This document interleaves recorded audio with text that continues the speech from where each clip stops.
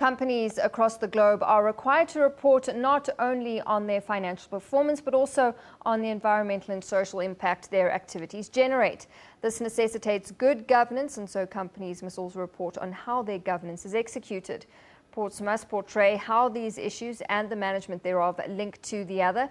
This is so-called integrated reporting, and globally this is governed by the International Integrated Reporting Framework released in December 2013.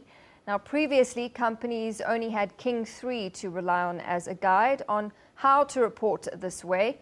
Auditing firm Nkonki have been studying reports and rewarding companies for their efforts for 5 years now.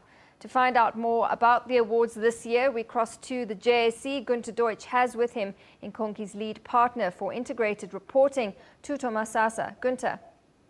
Thank you, Natasha. Thuto, welcome to the show. Thank you, Gunter. Let's start off with the obvious question. Why is Nkonki doing this?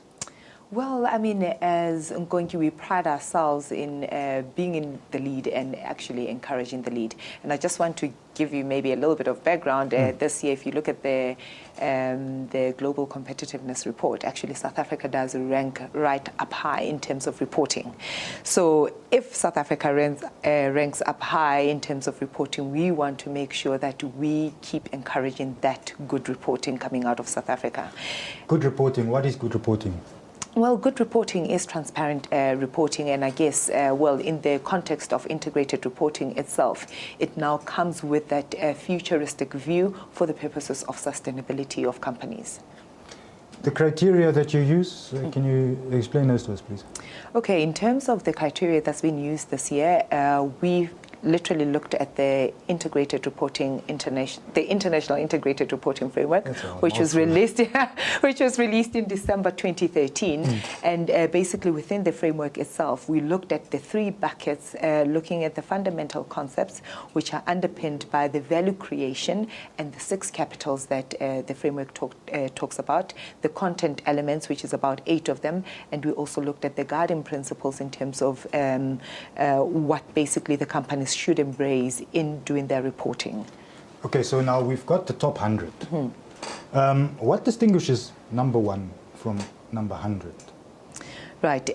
Obviously, number 1 would be much more alliance to the International Integrated Reporting Framework itself. Yeah, which is a guideline. Which is a guideline. Yeah. And basically using that guideline to tell their story very well that is understandable to any other stakeholder out there. And I'm talking about a wide range of stakeholders, from your capital markets to maybe an employee inside, and all the way even to a governmental level where we see maybe an impact if there is from a legislation perspective.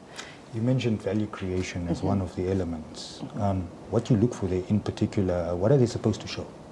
Well, value creation is really the sustainability factor that I talked about. So as a jockey of a company or a CEO of a company, you should be in a position to talk to these stakeholders and tell them basically how you are going to keep this company in business for the next 20 years and how you're going to be competitive and you're going to bring value back to them. And I said again, it does cover quite a wide range of stakeholders. So a capital investor would want to know exactly how you're going to bring back returns to them, whilst an employee wants to affirm that they will still be employed in 20 years' time. Yes. So that value that we're talking about is really the value that the company will bring for these various stakeholders, and also the sustainability in the future of that. Yeah. You probably, qualitative analysis. I'm concerned about companies that say one thing but maybe don't do it. Do you look at that? Well, the framework does encourage completeness and reliability of information as a guiding principles when you prepare reports. And the one thing that I must make clear in terms of our awards, we don't go into companies themselves. We look at reports as publicly available. Yes. So it goes within the assumption that whatever information that you're preparing, if you are using the framework, it does basically give you a guidance to say, make sure that the information that you are communicating is complete and reliable, either be it positive or negative information. Yes. Lastly, number 1, what was the one thing that really stood out there? The things that stood out, I would then maybe just pick on the actual, say, where the companies did well, the strategic focus of the companies that came out strongly, and they scored very high in terms of the average score itself. Do you think that has something to do with the current economic times to give the reader a sense of ease? You say, look, guys, we got this in hand. And perhaps it does, because, I mean, we had a roundtable a couple of days ago with investors and analysts, and what the analysts are saying, what they really do want out of companies and, say, the jockeys of those companies is the trust factor. So yes, that strategic focus, I guess, it does bring an element of trust, of knowing where then the strategic focus of a company is and where it will be in 2 to 3 years' time.